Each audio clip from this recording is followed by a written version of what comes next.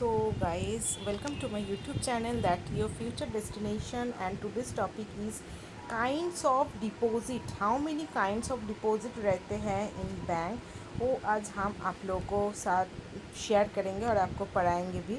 तो देख लीजिए कितना टाइप का बैंक डिपॉजिट होते हैं। फर्स्ट ऑफ ऑल क्या है फिक्स डिपॉजिट।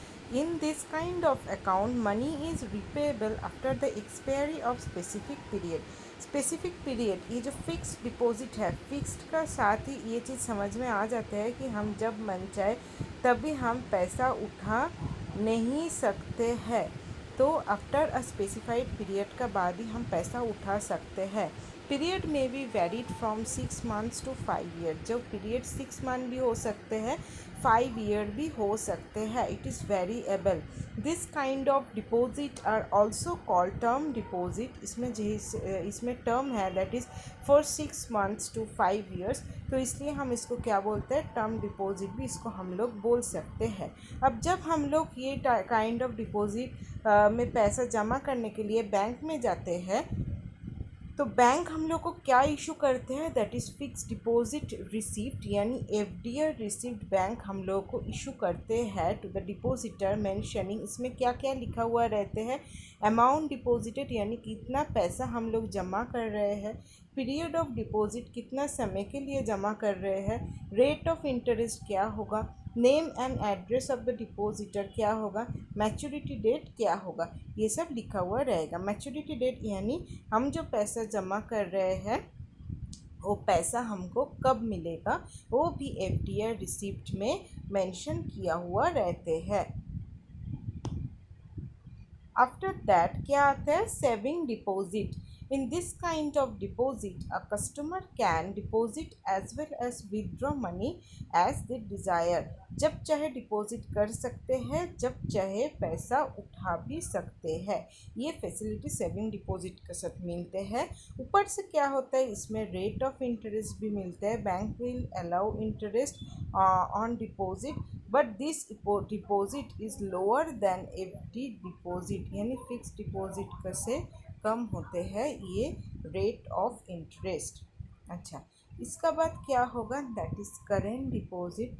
करेंट डिपॉजिट का क्या है, this kind of account are mainly for businessman.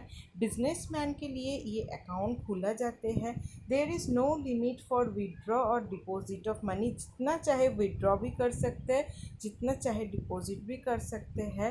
As the deposit is payable on demand, then it is also called demand deposit. FD को क्या हम पढ़े थे, दैट इज़ टर्म डिपॉजिट यानी TD, और ये क्या है, डिमांड डिपॉजिट यानी डीडी। डीडी का और एक फॉर्म होता है दैट इज़ डिमांड ड्राफ्ट। आगे का क्लास में हम ये सब आपको पढ़ाएंगे, तो अभी यही जान लीजिए, डिमांड डिपॉजिट होता है current deposit. With this kind of account cheque and overdraft facility are available. Cheque facility देता है पैसा उठाने के लिए, और ओवरड्राफ्ट फैसिलिटी यानी लोन फैसिलिटी भी ये लोग ले सकते हैं। Mainly this is for the business man. No interest is provided with this kind of deposit, and the service tax deducted from this accounts holder account for the service rendered by the bank। जैसे कि SMS service हो गया, फिर cheque book का पैसा हो गया, और भी ऐसा तरह तरह का, जैसे अभी ऑनलाइन का ट्रांजैक्शन होता है, सो वो सब चार्जेस हो गया। तो ये सब चार्ज क्या है, बैंक काट लेते हैं डिपॉजिटर का अकाउंट से कुछ ही समय अंतर। ठीक है, तो इसके बाद क्या डिपॉजिट है, चलिए देख लेते हैं।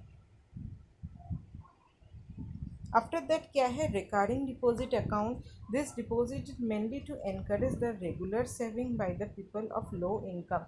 लो इनकम ग्रुप का जो पीपल है उसको रेगुलर सेविंग में इंसिस्ट करने के लिए रिकरिंग डिपॉजिट होते हैं। ये क्या होता है कि कुछ समय बाद पैसा जमा करना पड़ता है। मान लीजिए 500 रुपया, तो 500 रुपया अगर जमा करना है तो हर मंथ में करना है, और डेट भी क्या होगा, फिक्स्ड होगा।